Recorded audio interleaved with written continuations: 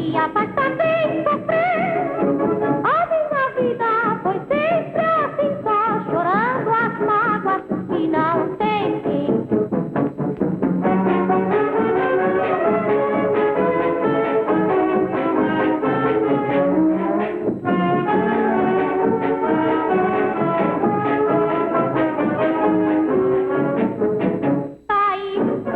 Eu fiz tudo pra você gostar de mim. Oh, meu bem, não faz assim comigo não, hein? Você tem que me dar seu coração. Aí, eu fiz tudo pra você gostar de mim. Oh, meu bem, não faz assim comigo não. Você tem que me dar seu coração. Essa história de gostar de alguém já é mania que as pessoas têm.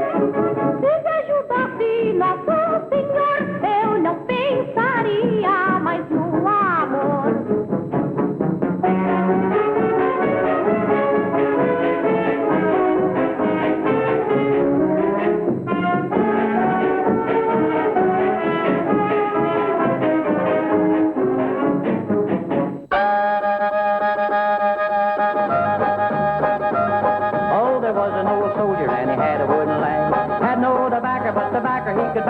Another old soldier was as sly as a fox. He always had tobacco in his old tobacco box.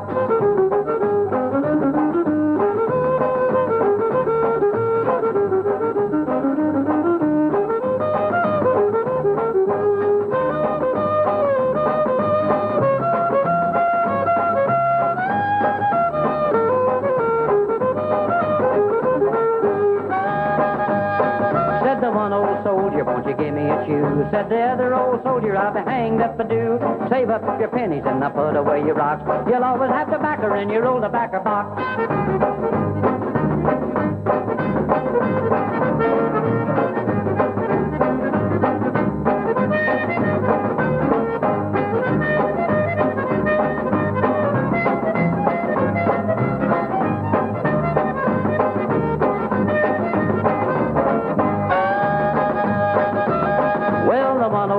Was a feeling very bad. He said, I'll get even, I will, by gad. And he goes to the corner, takes a rifle from the peg, stabs the other soldier with a splinter from his leg.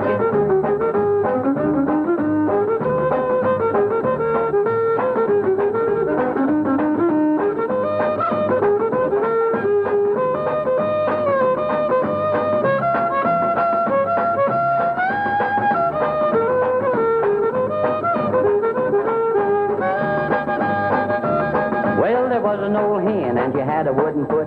She made her nest in the mulberry root. She laid more eggs than any hen on the farm. Another wooden foot wouldn't do her any harm.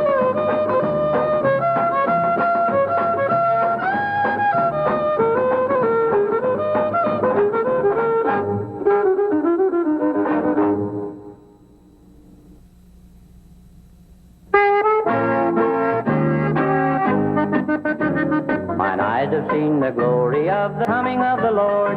He is trampling out the vintage where the grapes of wrath are stored. He has loosed the faithful lightning of his terrible swift sword.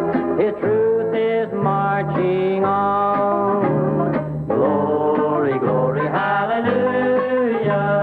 Glory, glory, hallelujah. Glory, glory, hallelujah. His truth is marching on. Seen him in the watchfires of 100 circling camps. They have built him an altar in the evening doing dance. I can read his righteous sentence by the dim and flaring lamps. His day is marching on. Glory, glory, hallelujah. Glory, glory, hallelujah. Glory, glory, hallelujah. His truth is marching on. John Brown's body lies a moldering in his grave. John Brown's body lies a moldering in his grave.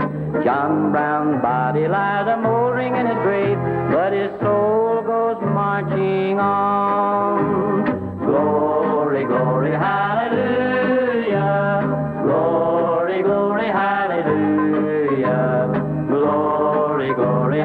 hallelujah, His truth is marching on.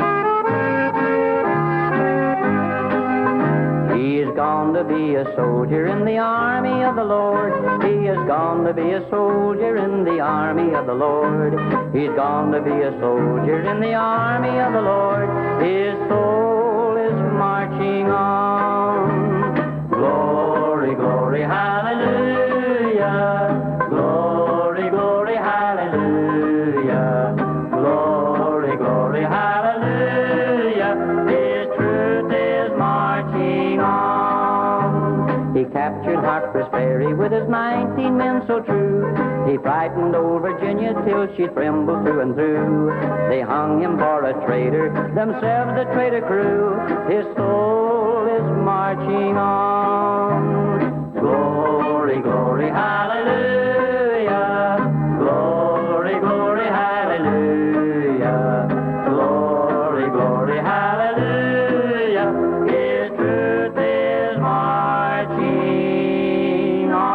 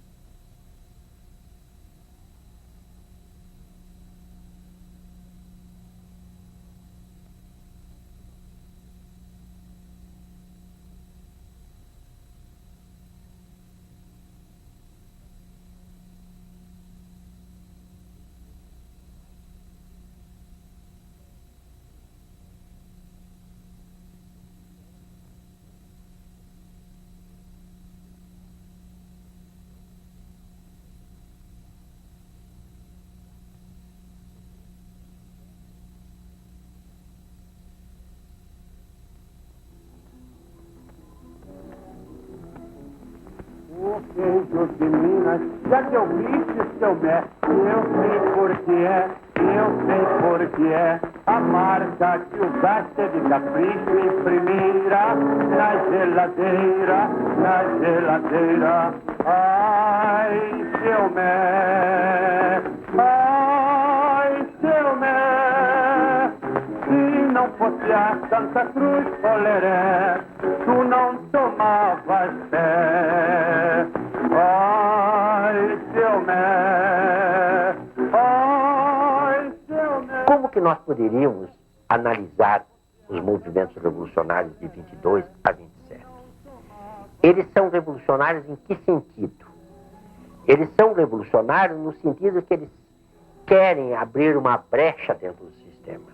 Eles querem não destruir o sistema oligárquico, que é um sistema da propriedade privada, um sistema de classe.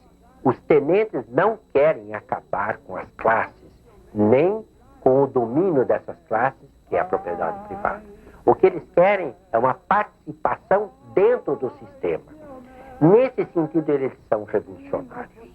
Porque numa sociedade estanque, numa sociedade cujas oportunidades eram mínimas, tentar uma reforma já é um movimento revolucionário. Por isso que nós não podemos confundir movimento revolucionário tenentista com movimento revolucionário operário, cuja diretriz é muito mais profunda.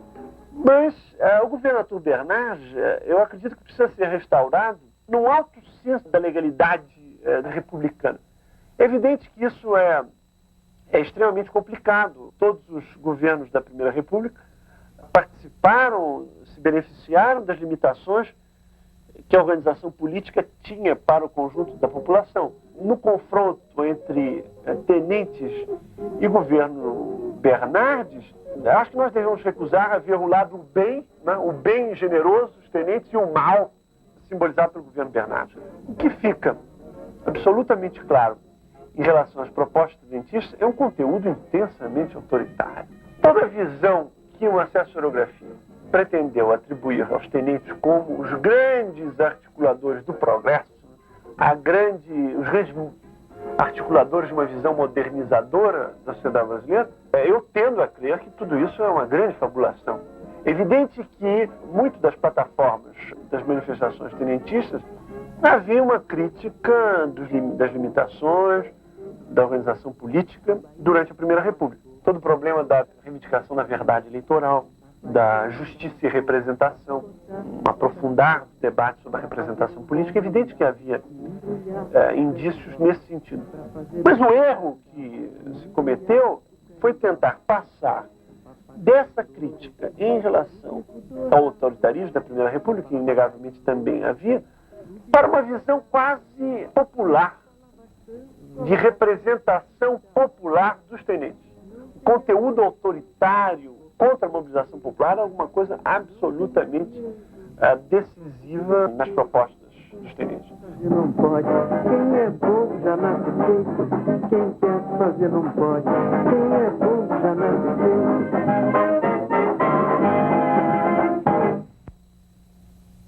O operariado é uma camada social que está numa situação bastante secundária na Primeira República. É uma situação de não reconhecimento, de poucas concessões e, sobretudo, é uma situação de pouca importância na sociedade. A classe operária, enquanto tal, pesa pouco na Primeira República. Ela ainda é relativamente frágil e ela ainda é estrategicamente pouco importante. É uma sociedade da Primeira República, uma sociedade basicamente agrária, onde o setor industrial não é ainda um setor decisivo. Isso não quer dizer, evidentemente, que não haja uma história, como eu dizia, da classe operária, que ela não se manifeste e que ela não tenha tido momentos de alta expressão, que foram todos os movimentos reivindicatórios que vão dos anos, não apenas a greve de 1917 em São Paulo, mas movimentos reivindicatórios que vão desde 1917 até 1919, com centenas e centenas de greves e de reivindicações. E nessas reivindicações estão colocadas uma série de coisas, de melhoria salarial, condições de trabalho, organização sindical, autonomia sindical, tudo isso é derrotado, digamos assim, nessa vaga de greves de 1917 até 1919. Depois disso, nos anos 20, nós temos um esboço de legislação social. Eu acho que há uma espécie de aquietamento da classe operária que sofre uma derrota nesses anos de 1917 e 1919, e há uma certa antecipação do governo, dos próprios governos da República Velha, no sentido de começar a considerar, bom, existe uma camada operária na cidade, é preciso, de alguma maneira, estabelecer instituições para essa gente, é preciso estabelecer uma legislação para essa gente.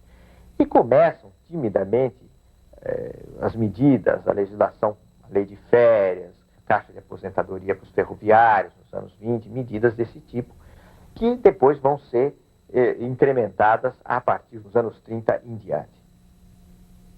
Eu gostaria de dizer que eu não consigo ver uma ruptura fundamental entre os anos 20 e os anos 30 no que diz respeito à política repressiva em relação às classes populares, especificamente em relação aos setores na classe operária que que tentavam se organizar de maneira autônoma em relação ao Estado.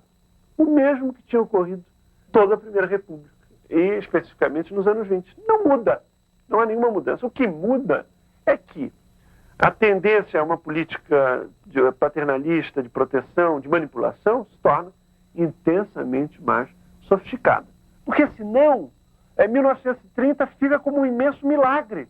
Isso é engano, isso é um logro. Na 1930, como uma grande ruptura liberadora.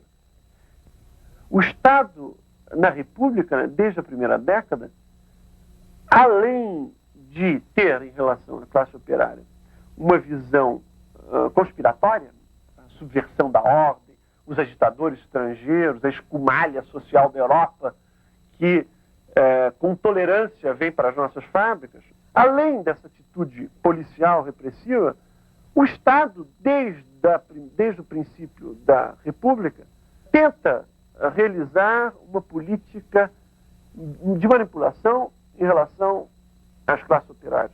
Quer dizer, a política de manipulação que vai chegar ao seu apogeu nos anos 30 e 40, e com seus prolongamentos no populismo de 1950, tem a sua gênese nessas práticas manipulatórias, protetoras e paternalistas, nos anos 20 especialmente, e em toda a Primeira República.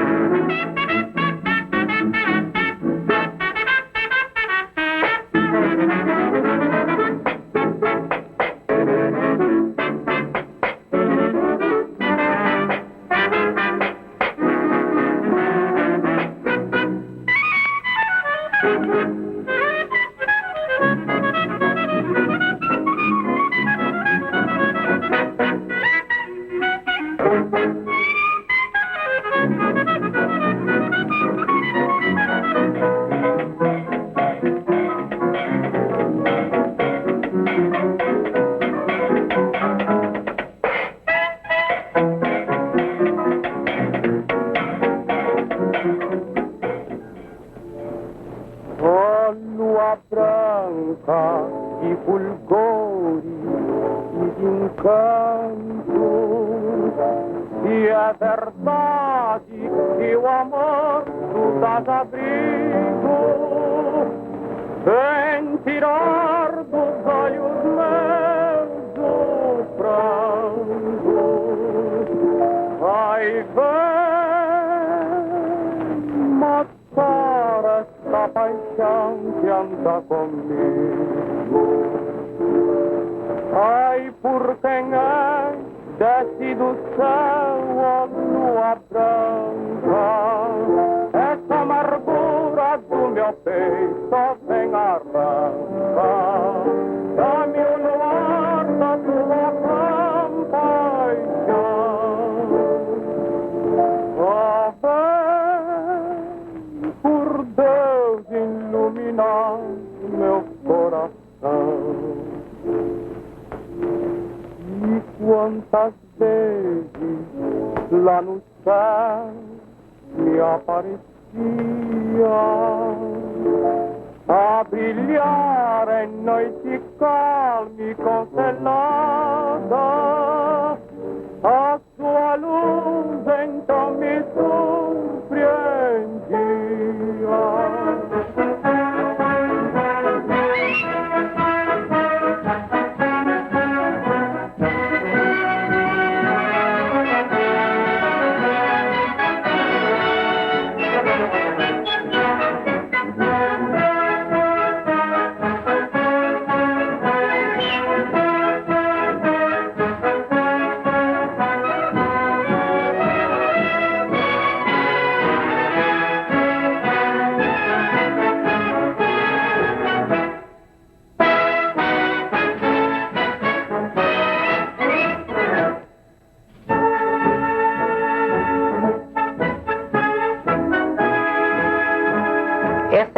de que 1922, 1924 deságua em 30 é uma ideia errônea, porque 1922 e 1924 são revoluções tenentistas, como a de 23, a de 25 e a de 27 são revoluções tenentistas, enquanto que a Revolução de 1930 é o tenentismo mais movimento das oligarquias dissidentes dos estados.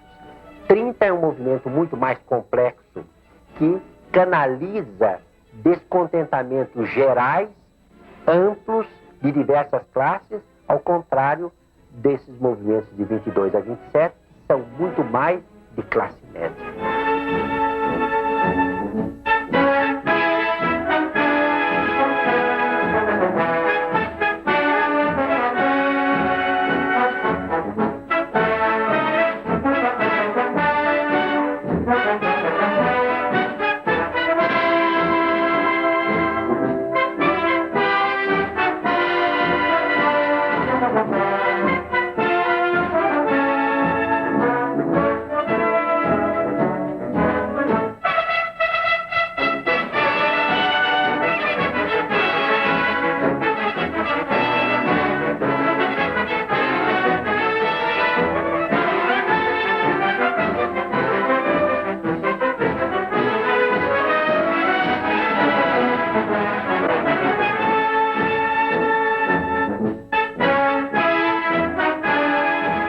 A Revolução de 1922 e a de 1924 representam um elo único. Uma continua a outra. Mesmo que a de 1924 represente uma ampliação em número e em ideias revolucionárias. Nós não poderíamos separar uma da outra. Muitos dos elementos que participaram em 1922 vão retomar a série revolucionária em 1924, mas só que agora a participação será mais ampla em outros estados e nós vamos ver aparecer alguns movimentos revolucionários de cunho social, como vai se dar no Amazonas e no Rio Grande do Sul.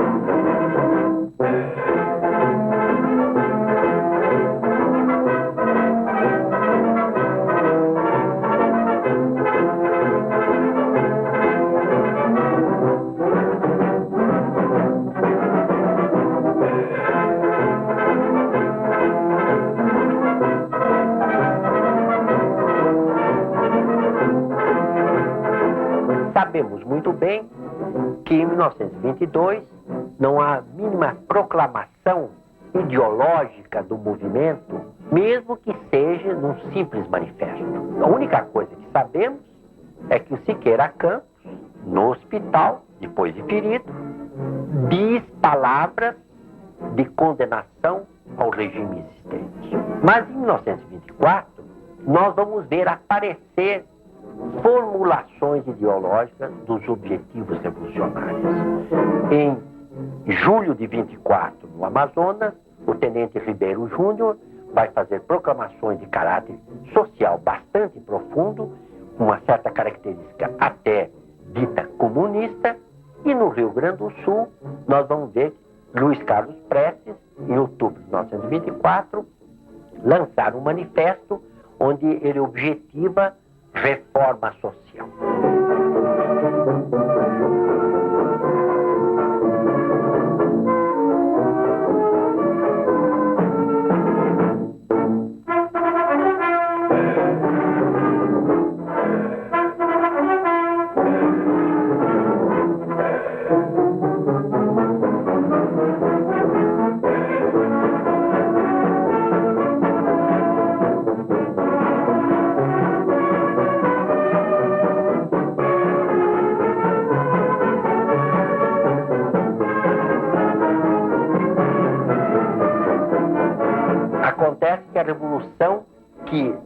começo é ofensiva, no começo ela toma conta da capital paulista e ela se estende pelo interior paulista.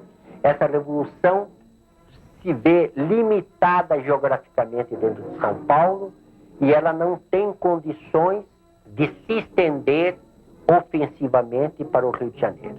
Então nós vamos ver que os revolucionários vão passar da ofensiva para a defensiva. E da defensiva eles vão passar para uma fuga, para uma tentativa de levar a revolução para o interior do Brasil.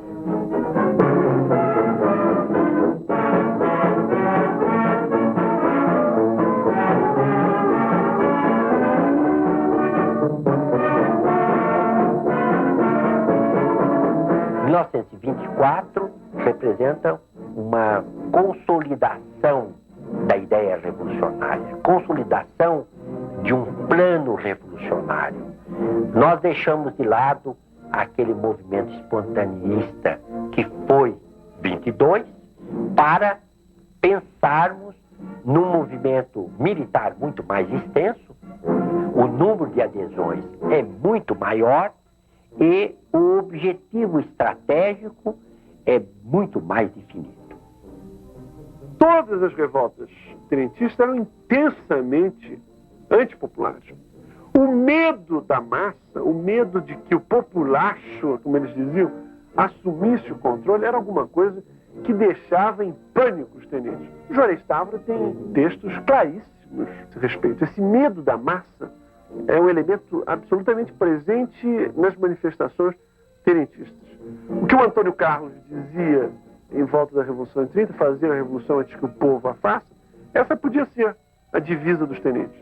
Os tenentes não tinham o menor interesse em mobilizar a classe operária. A vocação, a compulsão tutelar e paternalista dos tenentes é alguma coisa que cada vez mais me surpreende. Não?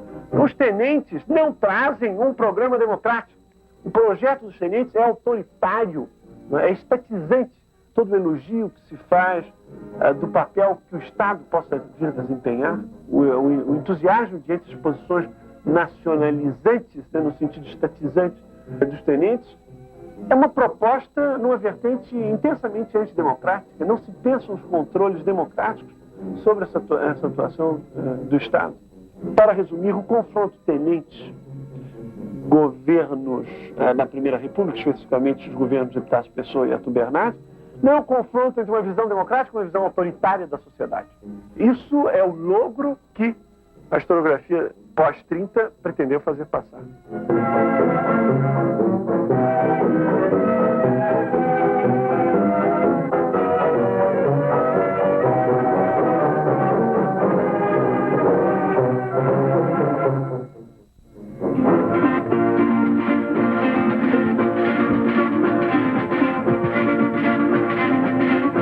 No caminho da faxina, ai meu beijo não dá. Se fiel você ter sede, ai meu beijo não dá. O Rio Grande do Sul, ai meu beijo não dá. Declarou revolução, ai meu beijo não dá. Como que nós poderíamos analisar a coluna Prestes? É um fato heróico. Essa coluna vai sair da Foz do Iguaçu em março de 1925 e vai internar na Bolívia 2 anos depois, em fevereiro de 1927. Não podíamos esquecer que o feito militar é extraordinário. Eles nunca foram derrotados.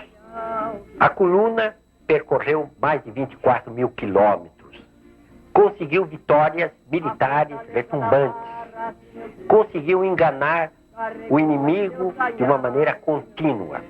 Foi obrigada a fugir de muitas batalhas. Esse heroísmo, praticamente, foi nulo, porque se deu de uma maneira isolada.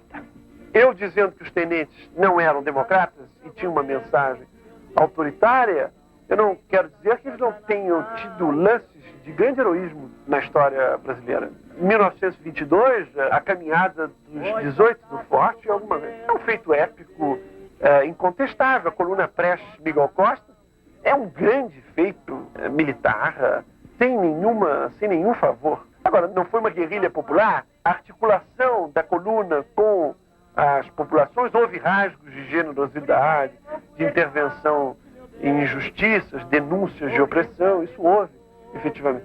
Mas não foi a grande marcha chinesa. Essa avaliação mais cuidadosa do tenentismo não implica reduzir os rasgos de coragem, de heroísmo que eles deram prova. Acredito que uma coisa não afeta a outra. Pra fazer essa moda curta, que meu bem, se não dá. O Rio Grande do Sul, que meu bem, se não dá. Declarou revolução, que meu bem, se não dá. E a moda muito comprida, que meu bem, se não dá. É obrigado a pagar multa, que meu bem, se não dá. O Rio Grande do Sul, que meu bem, se não dá. Declarou revolução, que meu bem, se não dá. O estado de São Paulo, que meu bem.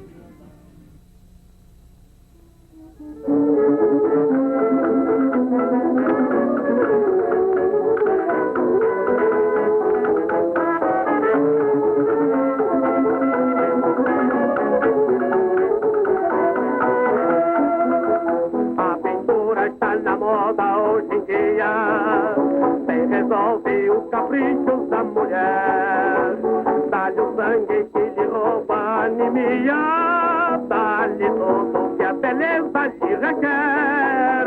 Pinta, pinta, pinta, pinta, melindrosa, pinta, pinta, pinta, pinta, pinta bem. Quem não torna em sua face cor de rosa, pinta o sete lá na rua com alguém.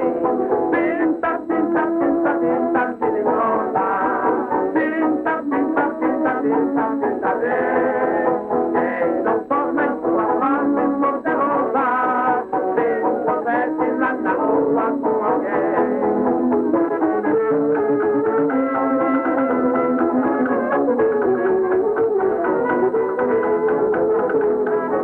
É que existe uma enorme concorrência, uma enorme disputa pelos mercados latino-americanos entre duas potências, uma em decadência e uma em emergência, no caso, a Inglaterra e os Estados Unidos, respectivamente. Desde o começo do século, essa luta começa a se instaurar, essa luta ganha contornos mais nítidos no curso da guerra, e quando termina a Primeira Guerra, é mais ou menos claro que o capitalismo americano vai se tornando cada vez mais hegemônico na América Latina. E essa luta continua, essa luta tem reflexos no Brasil.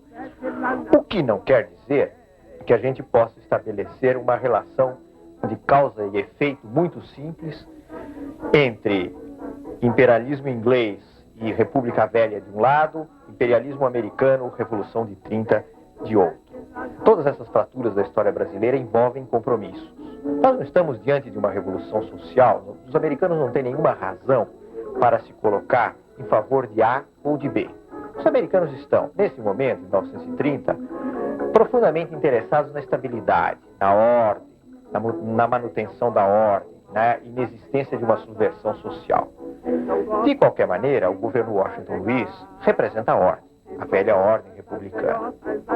Essa ordem vai ser quebrada por uma revolução que não se sabe muito bem o que seja.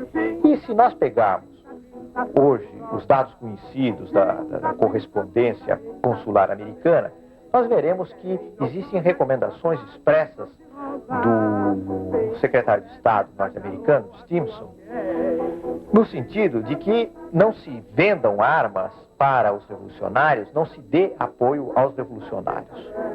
Eu diria que, na melhor das hipóteses, digamos assim, os americanos ficam, do ponto de vista do Estado, do governo americano, ficam um pouco em cima do muro. Não estamos mal com a República Velha, vejamos o que é esse novo que vem aí. É preciso lembrar o contexto daquele tempo, quando se dizia, por exemplo, que a Revolução de 30 era uma coisa que se especulava naquele tempo, a velha oligarquia especulava com isso. A Revolução de 30 vai trazer no seu bojo a semente do comunismo.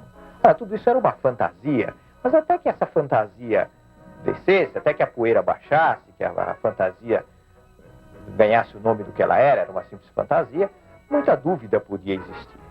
Isso que eu disse não elimina o fato de que setores privados americanos, da grande empresa americana, notadamente o pessoal da carne no Rio Grande do Sul, tenha apoiado a Revolução de 1930 e tenha procurado se beneficiar dela.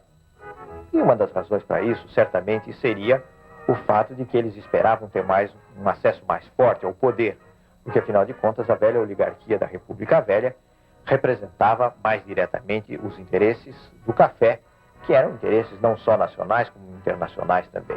Mesmo que não tivesse ocorrido a Revolução de 30, essa tendência à predominância do capital americano no Brasil teria ocorrido. Não foi só a mudança ao nível político que propiciou isso. É a economia internacional.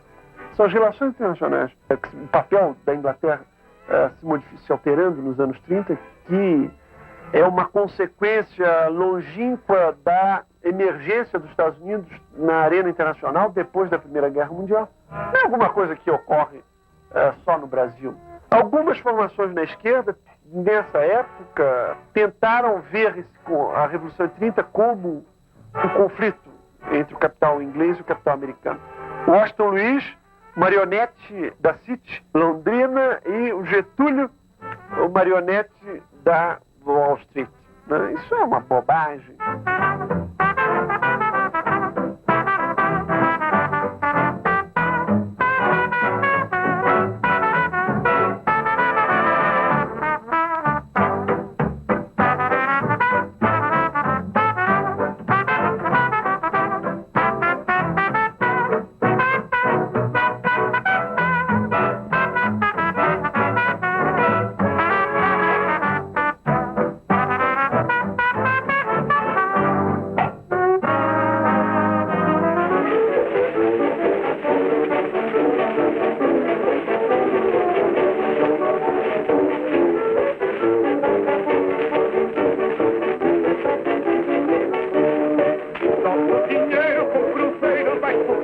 Enquanto o câmbio vai caindo, não dá pouco o que falar. Se a oposição que não perde ocasião, de respeito perde o jeito e diz que a coisa vai quebrar. Saurita de Macaé, o homem de fato é. E no palácio das águias, olha, o povo é muito bem. Saurita de Macaé. Bom, essa situação vai se alterar quando Washington Luiz é eleito presidente da República e vai governar o país entre 1926 e 1930.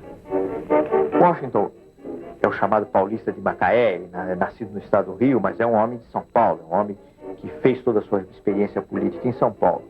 E Washington vai sustentar o setor cafeeiro de São Paulo e vai se entender com o setor cafeeiro de São Paulo. Mas aí entra um dado novo, no fim dos anos 30. E esse dado novo é a crise de 29, e é a grande crise econômica e financeira do país. Então o setor do café quer uma opção de coisa, quer a moratória para pagar suas dívidas, quer as emissões, quer o socorro. E o Washington Luiz tem uma política de tentar preservar as finanças do Estado no meio de uma gigantesca crise. E aí nós então temos um grande desentendimento entre o setor do café e o governo federal presidido por Washington Luiz. E eu acho que isso foi um fator que ajudou muito os revolucionários de 30, esse desencontro entre o setor do café e o Washington Luiz, quando a gente sabe que o setor do café tinha sido o grande sustentáculo do presidente Washington Luiz, que foi deposto em 1930. Pena central que tanto mal nos vem causando, que o povo vai já mudando direitinho pro caju. Sem aquele fator com mais ladeira, com conforto, pelo ar, vão viajar quando chegar no caô. Paulista de Macaé, o homem de fato é. E no palácio das águias, olha, o povo ele foi sofrer. Paulista de Macaé, o homem de fato é. E no palácio das águias, olha, o povo ele foi sofrer.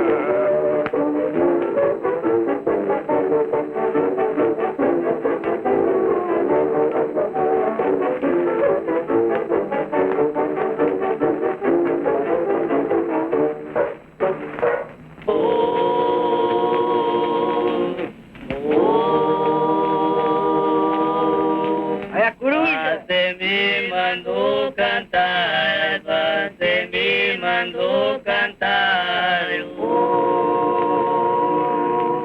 Mandou cantar pensando que eu não sabia.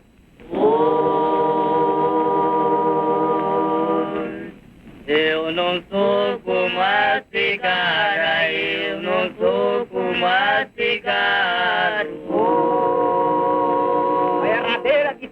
Uma cigara que cantando passa o dia. Viva, moçada! Olha aí, chato!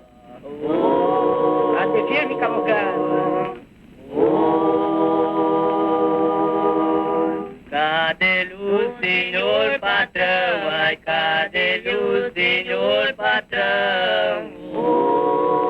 Vai que a pinga já vem já! Por exemplo, em São Paulo, os empresários, no setor têxtil, que era o maior, tinham uma lista negra dos operários indesejáveis, que eles chamavam, esse é o termo da época, os indesejáveis.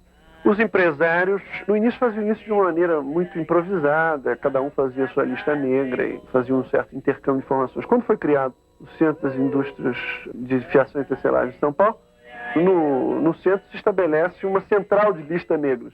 Então, cada empresa mandava sua lista negra, essa lista negra, as listas negras eram consolidadas, e o centro enviava um boletim regular, dizendo fulano de tal, foi despedido da fábrica tal, de modo a esses operários não serem contratados.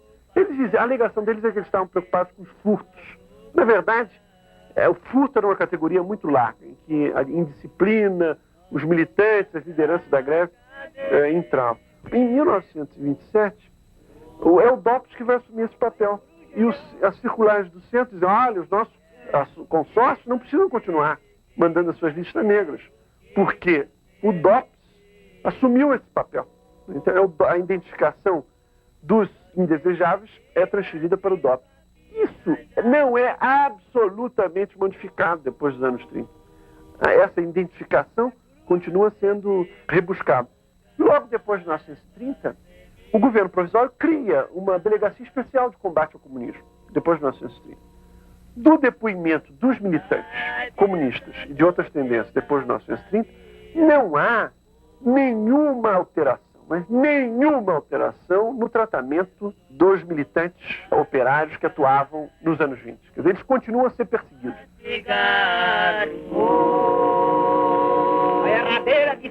Uma cigara que cantando passa o dia. Viva, moçada! Olha aí, chato! Até firme, cavalcando!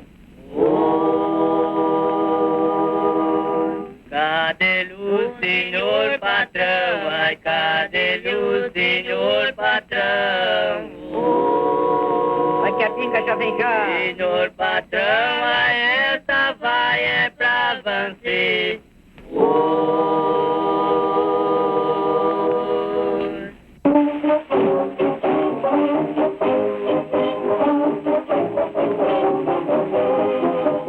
O pobre povo brasileiro não tem dinheiro.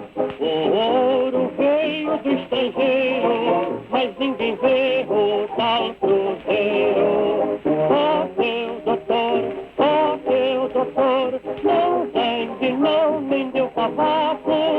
Ó seu doutor, viver assim é um buraco. Ó seu doutor, não vende, não vende o cavaco. Ó seu doutor, viver assim é um buraco.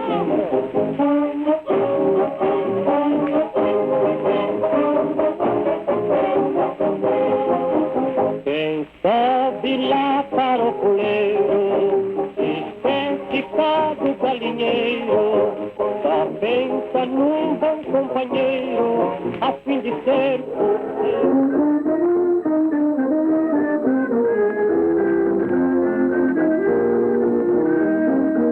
Por ser de veras conhecida, palavra eu ando aborrecida. Em qualquer lugar, quando a passear, sou muito bem. perseguida.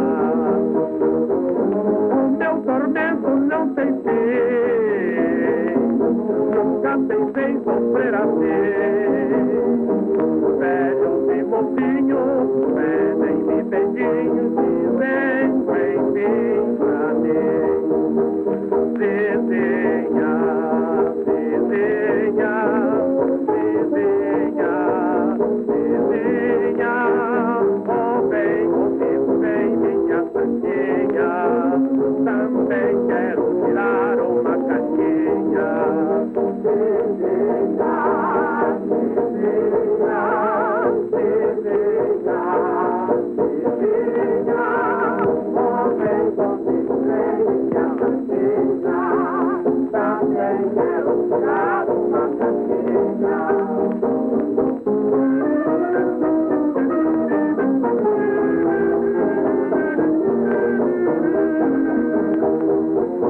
Outro dia num bondinho, o coronel já bem velhinho, deu felição, pegou-me na mão, fez volta bem sem fim. E quando olhei admirada, até parece capoeira.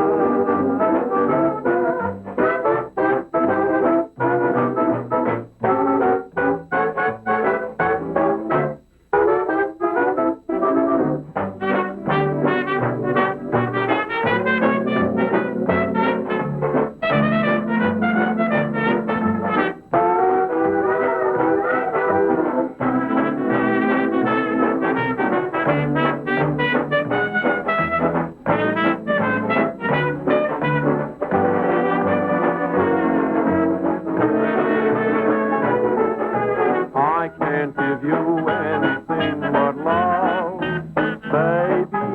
That's the only thing I've plenty of, baby.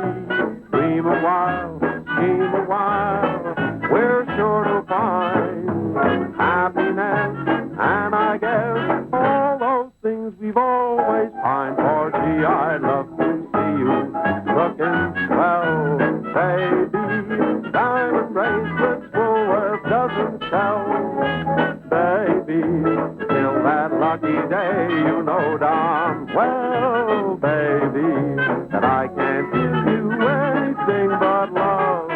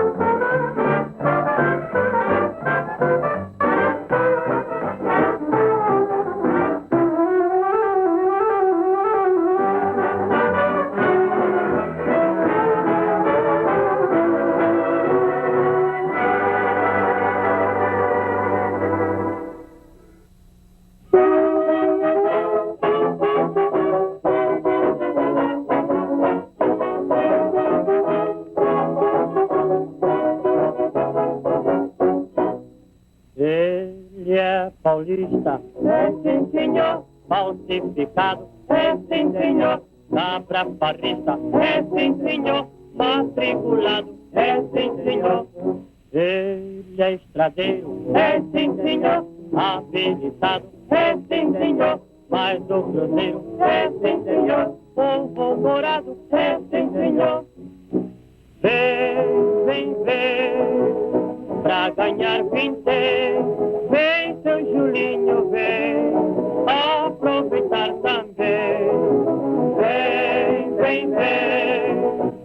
pra ganhar vintém.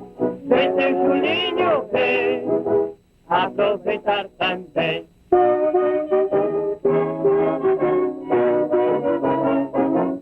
Então, se a gente dissesse que a Revolução de 1930 foi um golpe da burguesia, a gente está implicitamente dizendo que havia uma burguesia que foi um ator essencial na Revolução de 1930 e deu esse golpe no seu próprio benefício. Ora, isso realmente não ocorreu. Se alguma burguesia existe estruturada no Brasil daquele período, é a burguesia de São Paulo. E essa burguesia de São Paulo, nos seus setores mais representativos, não se coloca ao lado da Revolução de 1930, mas se coloca contra a Revolução de 30, se coloca em defesa do governo Washington Luiz. Isso significaria que a Revolução de 30 não tem nada a ver com o processo de implantação do capitalismo no Brasil? Não, não significa isso. Pelo contrário, a Revolução de 30 é um dos momentos da constituição do capitalismo no Brasil, e quando nós falamos em constituição do capitalismo, nós dizemos, sobretudo, é um dos momentos da constituição do capitalismo industrial no Brasil.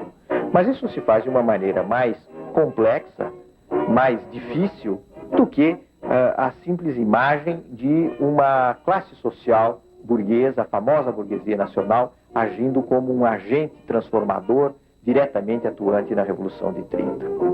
Pensar que a burguesia industrial tem agido como atora é um pouco uma ideia que se criou depois dos fatos, um pouco como consequência do que veio depois. Quer dizer, como depois de 30 veio a industrialização, se disse, bom, então necessariamente a burguesia industrial, os industriais, realizaram a Revolução de 30 no seu interesse.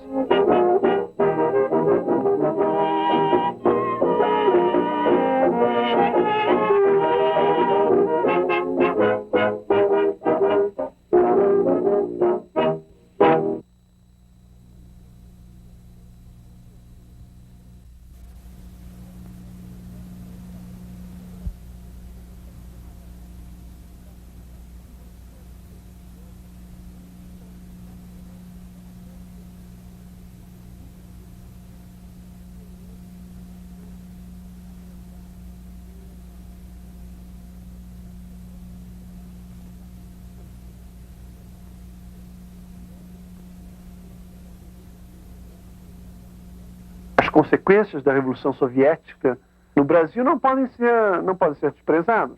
A criação do Partido Comunista do Brasil em 1922, que não quer dizer que seja uma mágica que também ocorreça, que o Partido Comunista do Brasil é fundado e, de repente, o movimento operário muda de qualidade.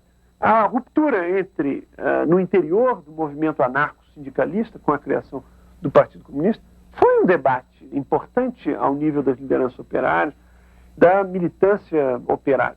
Mas não são só os anarco-sindicalistas e os comunistas, mas a emergência também ou a consolidação de um setor sindical disposto a transar com o Estado, que os anarquistas e os comunistas chamavam de amarelos, e sindicatos amarelos, que vão ser os precursores dos sindicatos pelegos, que é uma velha tradição na República desse sindicato pelego disposto a transar com o governo, uma perspectiva reformista. Esse setor também estará bastante presente nos anos 20.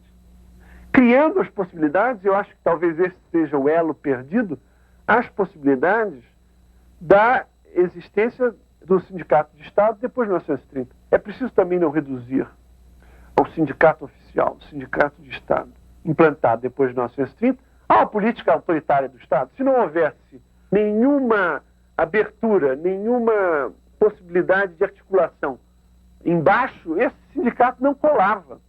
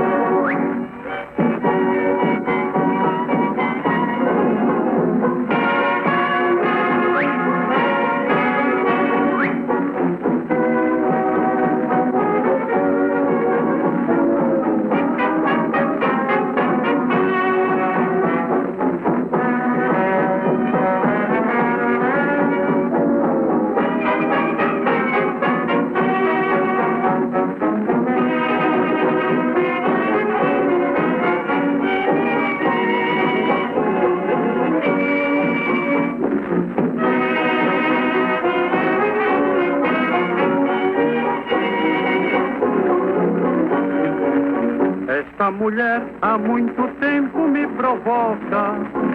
Canela, canela, é perigosa, fala mais que pata-choca. Canela, canela, fala língua de trapo, pois da tua boca eu não escapo. Fala língua de trapo, pois da tua boca eu não escapo.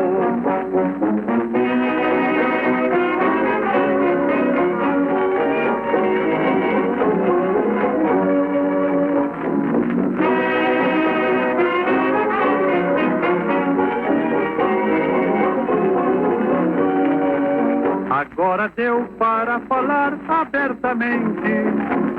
Canela, canela, é intrigante, tem veneno e mata gente.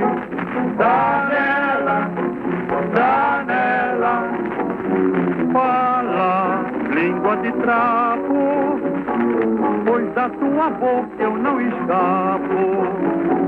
Fala língua de trapo, pois da tua boca eu... Brasileiro, neste disco, que é o milagre da ciência, venho te pedir realizar comigo o milagre nacional.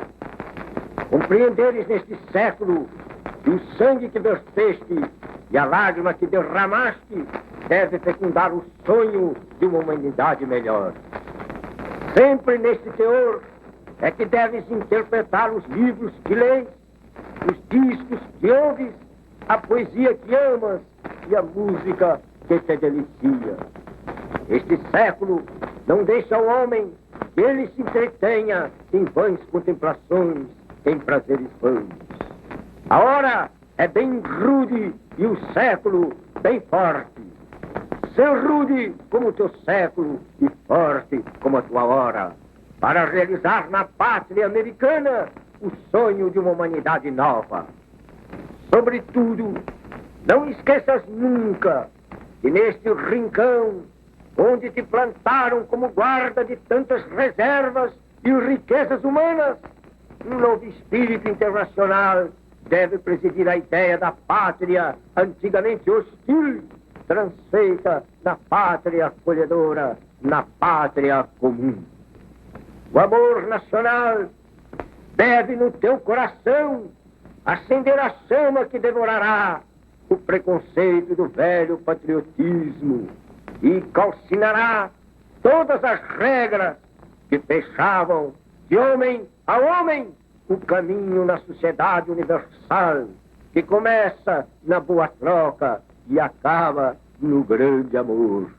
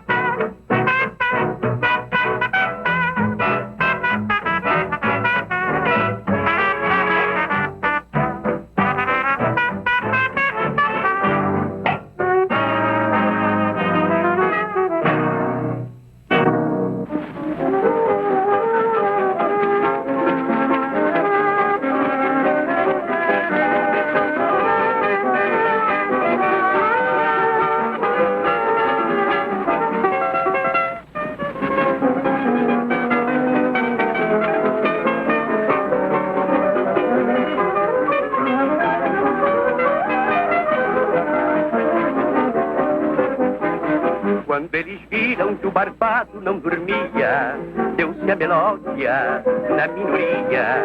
Antônio Carlos, quando entrar, já não podia. Para os mineiros, então dizia: harmonia, harmonia, chamem um Getúlio que é uma ducha de água fria. Harmonia, harmonia, chamem um Getúlio que é uma ducha de água fria. Enquanto isso, seu Getúlio já escrevia junto às travessas Virgem Maria. Escrita em turco, aquela carta parecia nas entrelinhas é que se lia: harmonia, harmonia, quero o catete, mas fingi que não queria. Harmonia, harmonia, quero o cadete, mas fingi que não queria.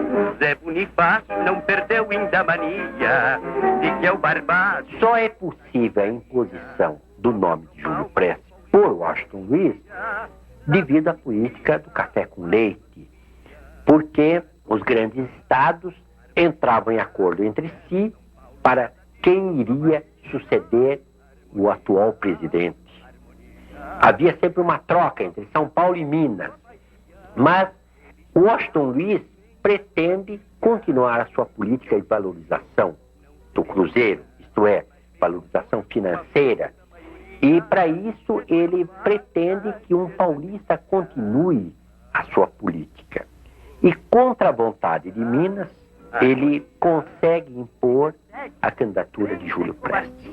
Esse fato, que em época normal seria resolvido por essa imposição de força pelo atual presidente da República, ela não é possível porque a crise dentro do sistema oligárquico já é profundo e existe no país toda uma situação revolucionária que são as revoltas de 22 até 1927 e uma insatisfação geral dentro do país por causa de uma situação que vai se tornando cada vez mais crítica do ponto de vista social e do ponto de vista político.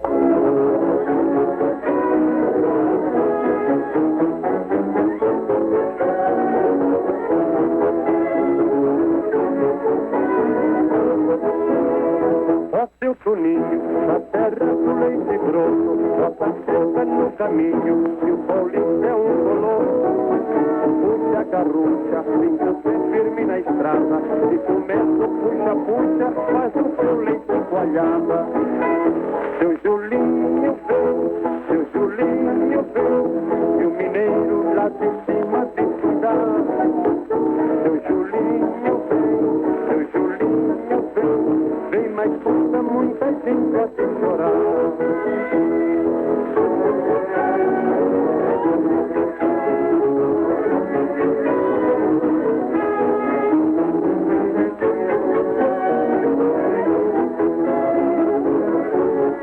Uma coisa que é característica das grandes cidades brasileiras, no fim dos anos 20, 1930, é esse fenômeno da mobilização popular.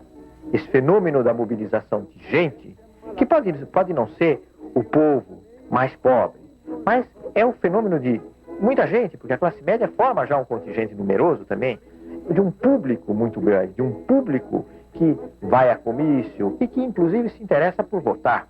Quer dizer, a porcentagem de votação do pleito de 1930 é muito mais alta, é a porcentagem mais alta de toda a história republicana brasileira até então. Então, esse fenômeno de mobilização da população em torno dos temas políticos, dos episódios políticos, inclusive esse impulso da população urbana por participar dos fenômenos políticos, é uma coisa muito característica dos anos 20, sobretudo no fim dos anos 20 no Brasil e no início dos anos 30.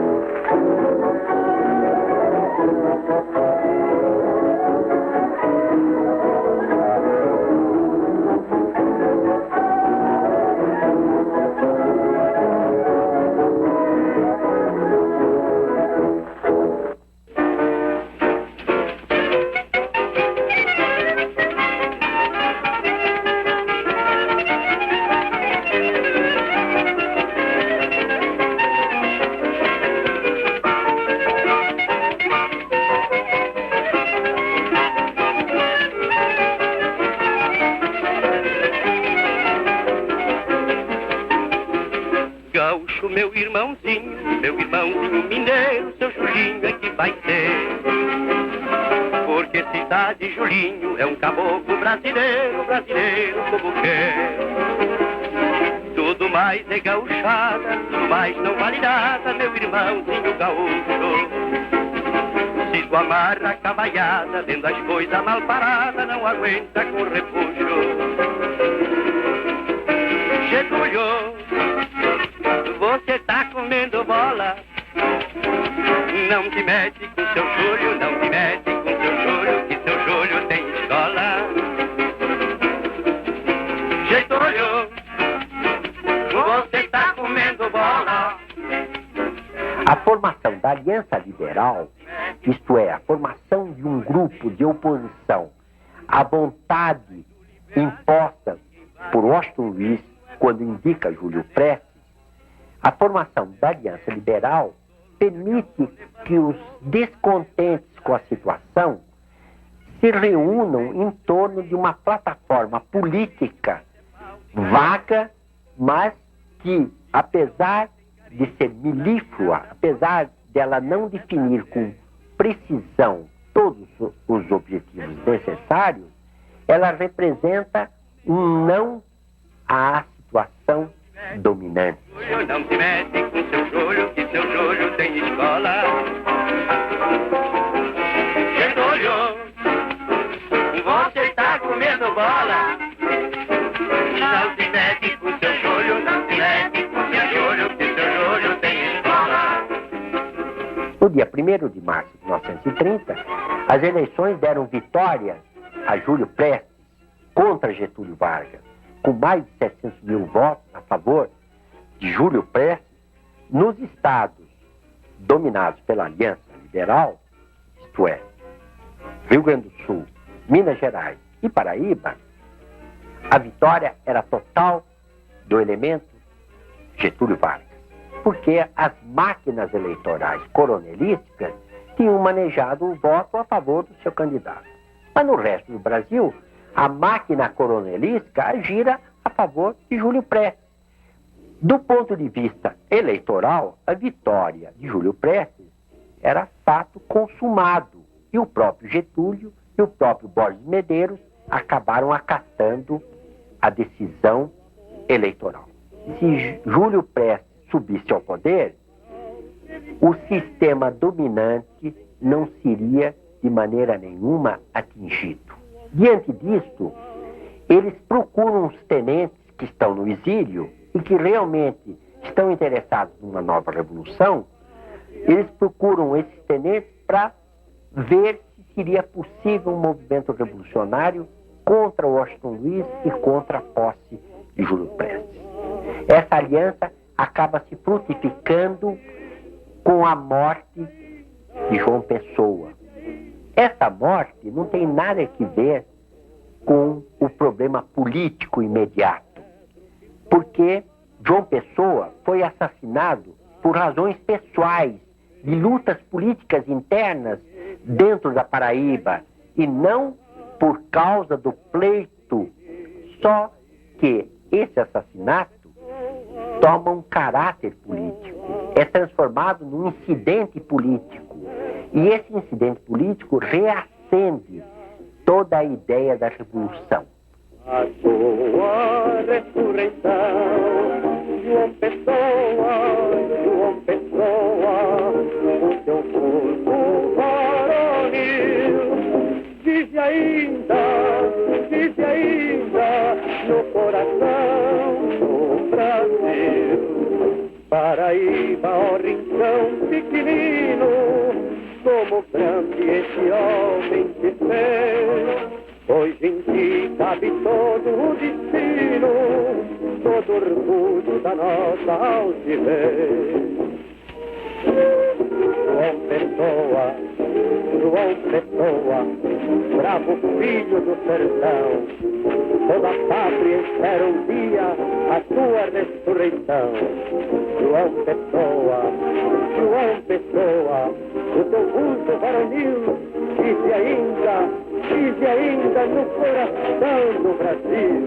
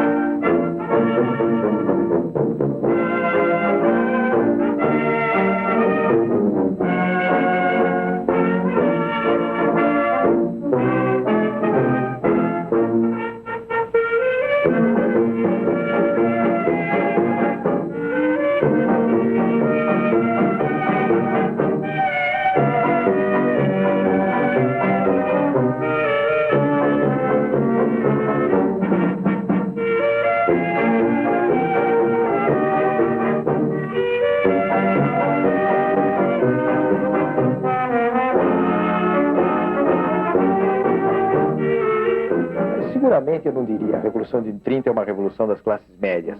Porque quando a gente diz a Revolução de 30 não é uma revolução das classes médias, o que eu quero dizer com isso? Não é uma revolução da classe média no sentido de que não é a classe média que vai para o poder. Não é o Brasil não vai ser um Brasil de classe média, o Brasil de 1930. O Brasil de 1930 vai ser um Brasil de classes mais altas do que as classes médias. São eles que detêm realmente a cúpula do poder político. Mas, ao mesmo tempo, de algum modo, também a Revolução de 1930 é uma revolução que promove a ascensão de classe média. A Revolução de 30, como massa de apoio, é uma revolução de classe média. A Revolução de 30 é a classe média que se movimenta nas grandes cidades, em São Paulo, no Rio de Janeiro. É a classe média do Rio Grande do Sul que se movimenta também. Ela é, sobretudo, uma revolução apoiada pela classe média. Isso não significa que a revolução seja uma revolução feita em favor dos interesses do conjunto da classe média.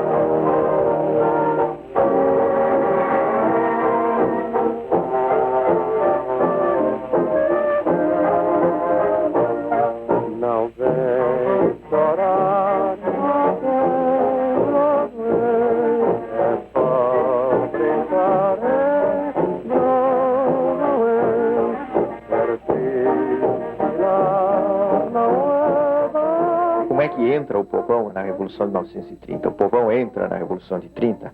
O que é que nós estamos chamando de povão aí? Estamos chamando de povão, e eu acho que a expressão é boa, pode não ser científica, mas a expressão é boa, porque ela corresponde um pouco a essa plebe brasileira. É uma classe operária onde hoje, que tem muita rotatividade, onde hoje o sujeito é operário, amanhã ele vai pegar um biscate no pequeno emprego, ele vai ser engraxate, depois ele volta para a fábrica, ele vai ser faxineiro. Enfim, é isso, esse é que é o povão. Como é que entra esse povão, como ele era em 1930, um povão tão diferente também do que ele é hoje? Como é que ele entra realmente no processo da Revolução? Eu acho que os dados que nós temos, as imagens que nós temos, mostram que ele entra muito pouco. O povão não entra muito nisso.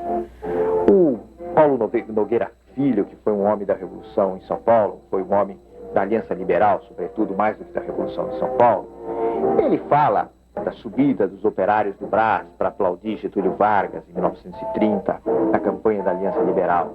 Mas a própria descrição dele mostra que isso é um fenômeno, assim, um pouco esquisito, não é? É uma gente lá de baixo que vem e rompe aí no centro da cidade. Quem domina mesmo o centro da cidade, quem domina o centro da cidade do Rio, quem domina as grandes manifestações, realmente é a classe média, o que não quer dizer que não seja uma classe média, muitas vezes gente pobre, gente de terninho puído, funcionarinho com seu minguado salário, mas é uma gente que tem lá o seu status, que tem lá as suas pretensões, etc. Então eu acho que o povão participa pouco. Isso não quer dizer que não se possa a gente perceber que seja possível que o povão nutrisse esperanças.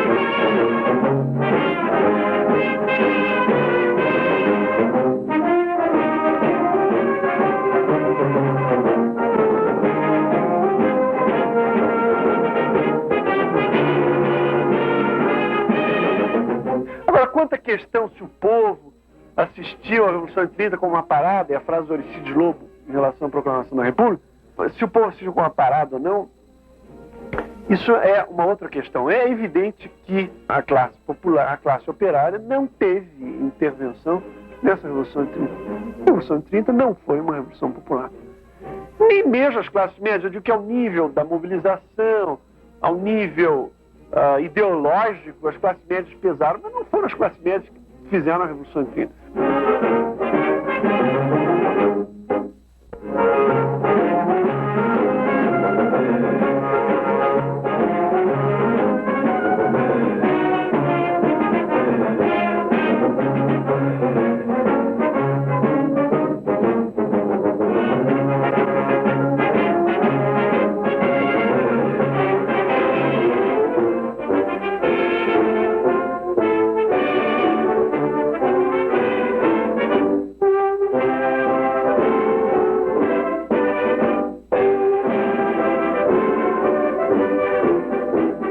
Redentor desse povo de bravo, que nos trouxe braços brilhões. Joareis como bravo dos bravos, pelos filhos dos mortos leões. Filho da terra da luz, Juarez, bravo guerreiro, todo povo brasileiro para a vitória conduz. Todo povo brasileiro para a vitória conduz. Paraíba na guerra bandeira, rubro-negra agitou Juarez. Grita toda a nação brasileira, liberdade chegou tua vez. Filho da terra da luz, Juarez, bravo guerreiro, todo povo brasileiro para a vitória conduz. Todo povo brasileiro para a vitória conduz. Pernambuco imortal tua glória, é na guerra maior que na paz. Juarez escreveu-se na história uma pátria de heróis imortais. Filho da terra da luz, Juarez, bravo guerreiro, todo povo brasileiro para a vitória conduz. Todo povo brasileiro para a vitória conduz.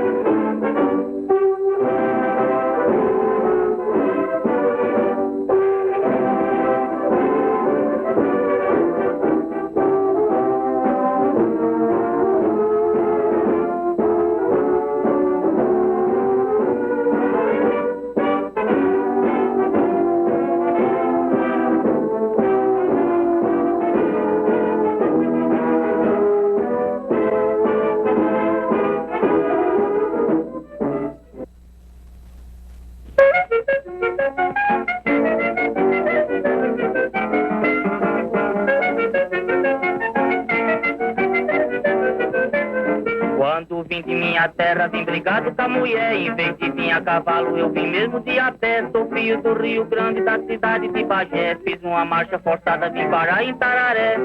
Itararé, Itararé, tava tudo em pé no fogo, churrasco, mate e café. Itararé, Itararé, tava tudo em pé no fogo, churrasco, mate e café.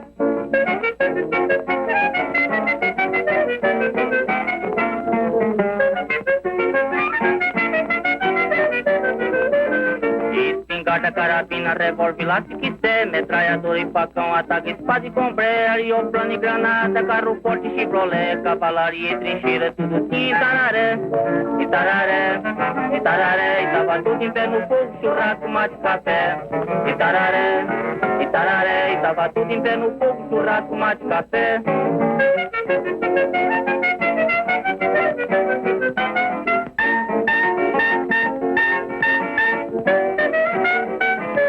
Tudo ali se reunia, general e coronel, cabo, sargento, soldado, velho, criança e mulher. A gente andava deitado e dormia mesmo em pé. Tinha cobra na picada, mas chegamos em Tararé. Itararé, Itararé, e tava tudo em pé no fogo, churrasco, mate e café. Itararé, Itararé, e tava tudo em pé no fogo, churrasco, mate e café.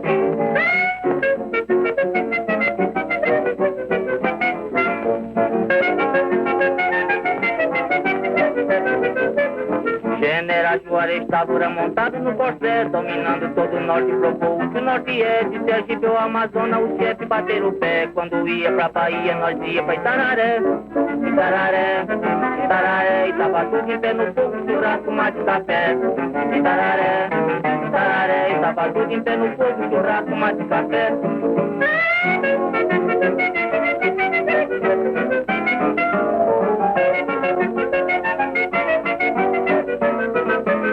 Viva todos nossos chefes, homens de ação e fé, que nunca temeram a morte, dizendo de pra onde der, vamos tomar o cacete porque o povo requer. Agora vocês me digam se é assim mesmo ou não é. Itararé, Itararé, e tava tudo em pé no fogo, churrasco, mate e café. Itararé, Itararé, e tava tudo em pé no fogo, churrasco, mate e café.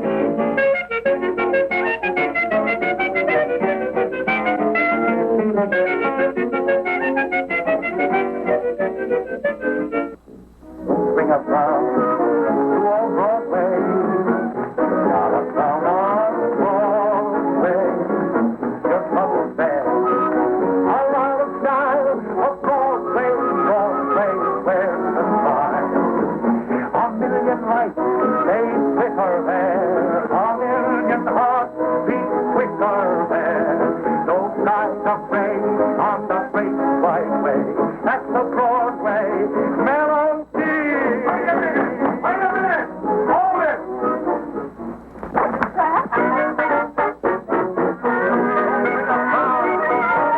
Broadway, you got the sound of Broadway. Your trouble there, around a time for Broadway, Broadway, where's the smile? A million lights, they flicker there.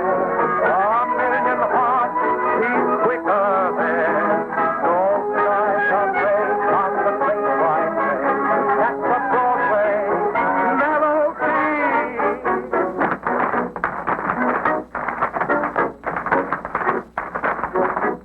A Revolução de 30 é um rearranjo ao nível das classes dominantes. Quanto a isso, não há a menor dúvida. Essa possibilidade do Getúlio, através da sua ousadia, através da sua liderança, ter representado o novo, mas por toda a sua carreira, ter conseguido também agregar o velho. Então você vê essa confusão de tenentes e governos que haviam reprimido os tenentes, políticos carcomidos, como se dizia na época, e políticos que tinham estado totalmente na oposição, se coligando para a realização dessa revolução. Quer dizer, a Revolução de 30 é alguma coisa que vai além dos atores.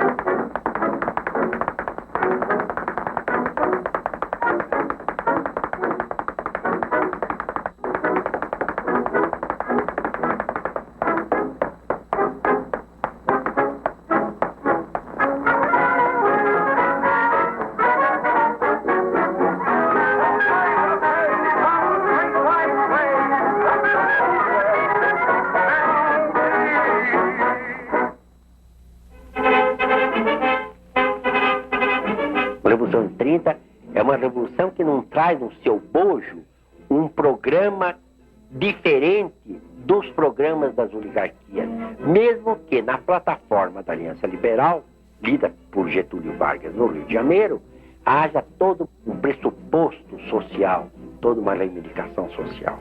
Mas, no fundo, essa reivindicação social é uma concessão, mas ela não significa uma mudança do domínio político da oligarquia por uma outra classe, mas simplesmente uma mudança de um grupo da oligarquia por um novo grupo da oligarquia que tem um programa mais extenso, mais amplo.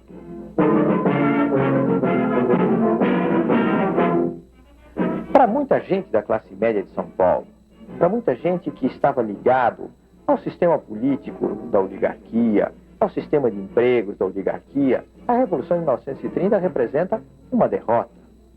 Para muitos setores de classe média, que vinha geralmente, inclusive, de famílias abastadas, isso que é importante, gente que virou classe média, gente que foi classe rica e virou classe média, gente que está num processo de descenso, a Revolução de 30 representou realmente a sua revolução.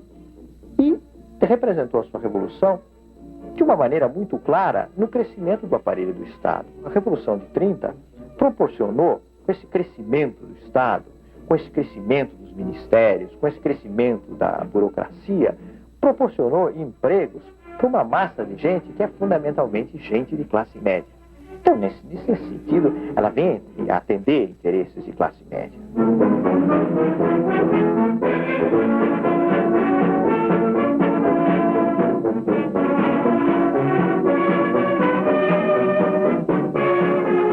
Nem se fez independência como um consentimento geral, nem se fez a república como um consentimento geral, nem a abolição consentimento geral. Mas há um certo grau de acordo nesses vários momentos de decisão da história brasileira. E a Revolução de 30 não escapa muito dessa marca em que, ao mesmo tempo que ela é uma revolução, ela não tem um conteúdo de transformação social muito grande. Isso não quer dizer que a Revolução de 30 não tenha modificado muito o panorama social do país, o panorama político e mesmo econômico do país. Existe um país de antes de 1930, existe um país muito diferente já em 1931, 1932, há um Brasil muito diferente, embora não tenha havido uma revolução social no país.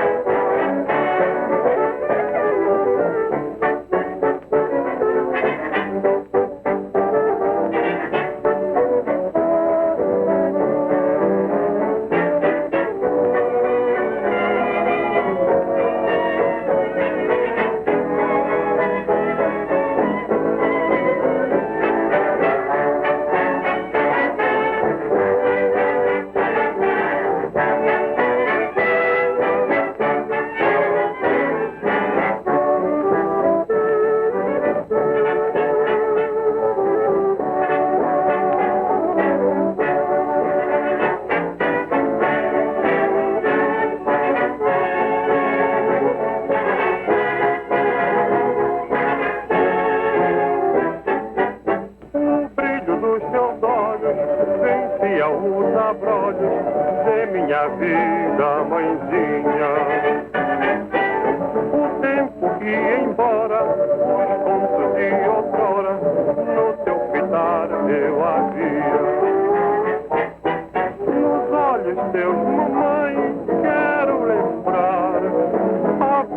e se vai e sem chorar. Mãezinha, olha pra mim, e o paraíso em mim, da doce do viverei.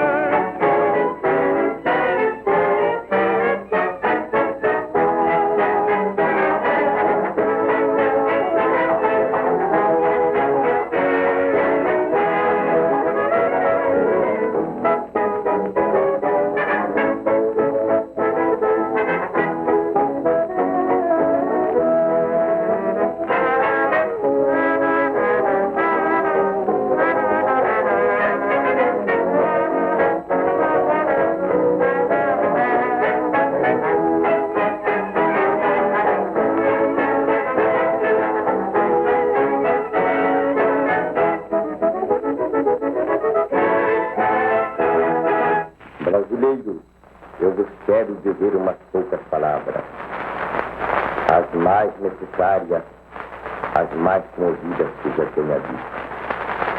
Palavras que a vossa generosidade pagará e que se converterão em água, em teto, em vida, para a família dos que tombaram nos campos da luta.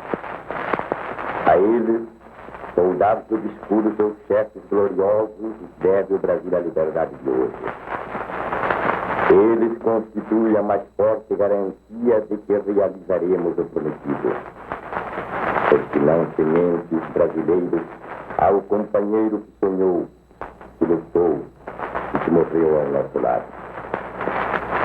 Eles são a falange anônima, humilde, tristonha, que não escutou os clarins da vitória, que não se embriagou com as palmas do triunfo, que derramou um sangue moço, quente, precioso, abdicando de todas as coisas que fazem o encanto da existência. A vossa generosidade, entretanto, seria incompleta se não se estendesse às famílias dos que caíram defendendo o governo do posto. Porque eles foram pobres autômatos, sem consciência e sem culpa.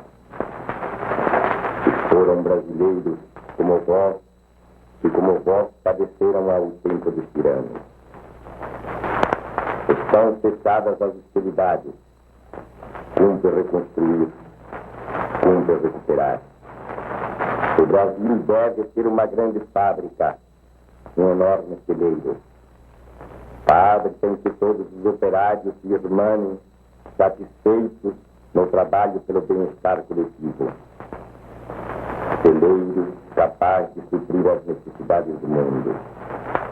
E quando nós atingirmos essa meta, quando as gerações futuras, sabias e livres, ouvirem falar na fome, na apatia, na opressão que nós outros conhecemos, será mistério lembrado os obreiros da Pátria Nova, os bravos que se foram, os soldados da Revolução.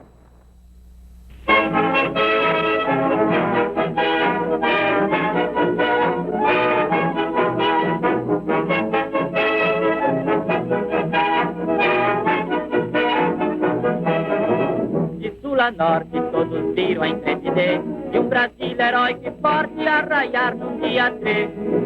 A Paraíba, terra santa, terra boa, finalmente está vingada, salve o grande João Pessoa. Doutor Barbado foi-se embora, deu fora. Não volta mais, não volta mais. Doutor Barbado foi-se embora, deu fora. Não volta mais, não volta mais.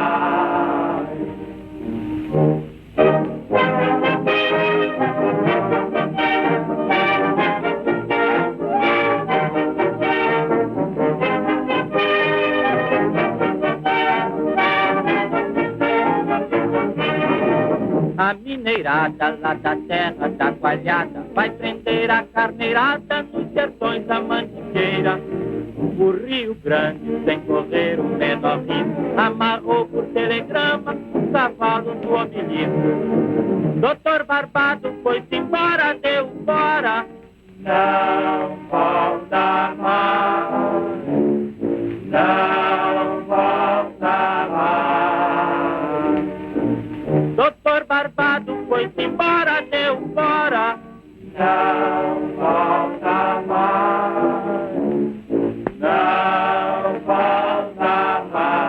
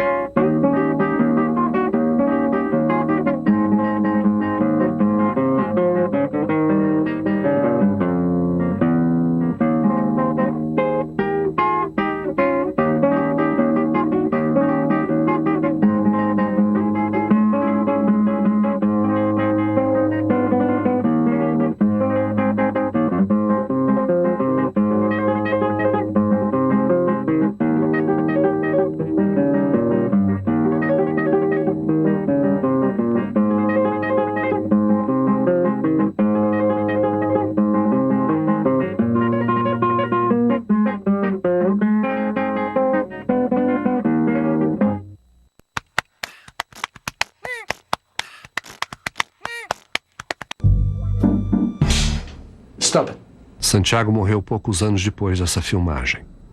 Dele restaram